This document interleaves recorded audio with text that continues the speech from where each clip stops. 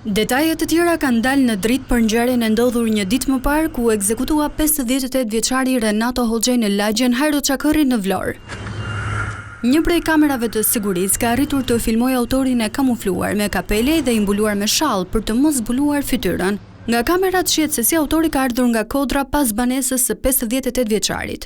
Sipas policisë, në vend ngjarje janë gjetur 4 gëzhoja të një arme tip pistolete. Renato Hoxhej ka marrë 2 plumba në kokë dhe 2 në trup. Autori është larguar po nga e njëjta rrugë pranë kodrës së Kuzum Babas. Grupi hetimor po mbledh pamjet e kamerave të sigurisë edhe në zonën përreth, me qëllimin për të siguruar sa më shumë të dhëna që mund të çojnë në identifikimin e autorit. Deri më tani, policia ka shoqëruar 5 persona, por dëshmitë e tyre nuk kanë dhënë detaje që mund të ndihmojnë grupin hetimor për ngjarjen. Bashkëtuesja e viktimës është shprehur se nuk di që 58 vjeçari të ketë patur konflikte. Ajo ka theksuar se ka dëgjuar të shtënat, por kishte menduar se ishin fishek zjarre. Viktima nuk ishte një emër i njohur për policinë, megjithatë po hetohet nëse mund të ketë patur probleme në të kaluarën. 58 vjeçari ishte i divorcuar prej vitesh dhe ishte babai i 2 fëmijëve të rritur. Nga banorët ai njihej si njeri i mirë dhe pa probleme.